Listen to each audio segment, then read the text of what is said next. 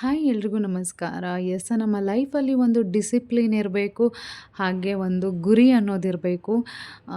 ನಾನು ಬೆಳಗ್ಗೆ ನಿಮ್ಗೆಲ್ರಿಗೂ ಗೊತ್ತಿರೋ ಹಾಗೆ 4 ಹೇಳೋದು. ನನ್ನ ಮನೆಯ ಕೆಲಸಗಳೆಲ್ಲ ಮುಗಿದ ಮೇಲೆ ನಾನು ನನ್ನ ಮಾಲ್ಟ್ ಆಫೀಸ್ಗೆ ಬರ್ತೀನಿ. ಇಲ್ಲಿಂದ ನನ್ನ ಡೇ ಸ್ಟಾರ್ಟ್ ಆಗುತ್ತೆ ಅಂತಲೇ ಹೇಳ್ಬೋದು. ಯಾರ್ಯಾರಿಗೆ ನಾವು ಕೊರಿಯರ್ ಕಳಿಸಿದ್ದೀವಿ, ಹಾಗೆ ಯಾರಿಗೆ ಪೋಸ್ಟಲ್ಲಿ ಕಳಿಸಿರ್ತೀವಿ ಕೂಡ ಕೆಲವೊಂದು ಇಂಟೀರಿಯರ್ ಪ್ಲೇಸ್ಗಳಿಗೆ.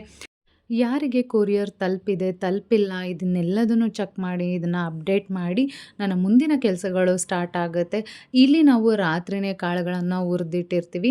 ಬೆಳಗ್ಗೆ ಇದಿಷ್ಟನ್ನು ಮಿಲ್ಲಿಗೆ ಹಾಕಿಸ್ಕೊಂಡು ಬಂದಾದಮೇಲೆ ಪ್ಯಾಕಿಂಗ್ ಸ್ಟಾರ್ಟ್ ಆಗುತ್ತೆ. ತುಂಬ ಮನೆಯಲ್ಲಿ ಬೆಳಗ್ಗೆ ತಿಂಡಿನೇ ತಿನ್ನೋದಿಲ್ಲ. ಸೊ ತಿಂಡಿ ತಿಂದರೂ ಅದರಲ್ಲಿ ಒಂದು ಒಳ್ಳೆ ಪ್ರೋಟೀನ್ ಇರೋದಿಲ್ಲ.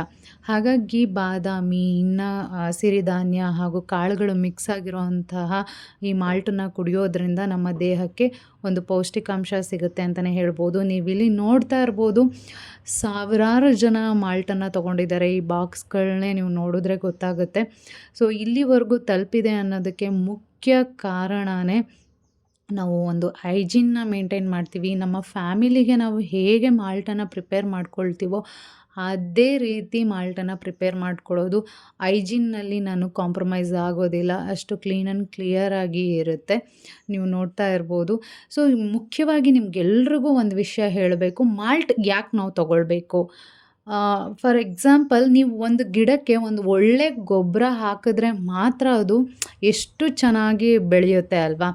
ಅದೇ ರೀತಿ ನಿಮ್ಮ ದೇಹಕ್ಕೆ ಒಂದು ಒಳ್ಳೆ ರೀತಿಯಾದಂಥ ಪ್ರೋಟೀನ್ ಕೊಟ್ಟರೆ ನಿಮ್ಮ ಆರೋಗ್ಯ ಕೂಡ ಚೆನ್ನಾಗಿರುತ್ತೆ. ಅದೇ ನೀವು ಪೆಸ್ಟಿಸೈಡ್ಸ್ಗಳನ್ನ ಗಿಡಕ್ಕೆ ಹಾಕೋದ್ರಿಂದ, ಕೆಮಿಕಲ್ ಹಾಕೋದ್ರಿಂದ ಆ ಗಿಡ ಚೆನ್ನಾಗಿ ಬೆಳೆಯುತ್ತೆ, ಆದರೆ ಅದಕ್ಕೆ ಲೈಫ್ ಇರೋದಿಲ್ಲ.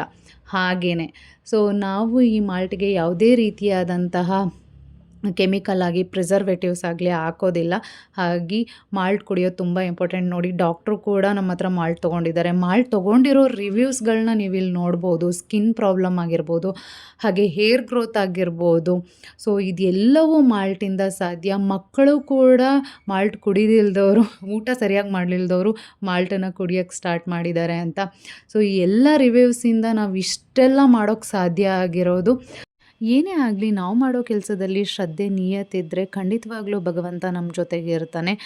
ಹಾಗೆ ನಾವು ಮಾಡೋ ಅಂಥ ಕೆಲಸದಲ್ಲಿ ಸಕ್ಸಸ್ ಸಿಕ್ಕೇ ಸಿಗುತ್ತೆ ಅನ್ನೋದು ನನ್ನ ಒಂದು ನಂಬಿಕೆ. ಭಗವಂತ ಎಲ್ಲರ ಆರೋಗ್ಯವನ್ನು ಚೆನ್ನಾಗಿಟ್ಟಿರಲಿ. Hare Krishna Hare Krishna Krishna Krishna Hare Hare, Hare Rama Rama Rama Hare Hare. Love you all. Bye.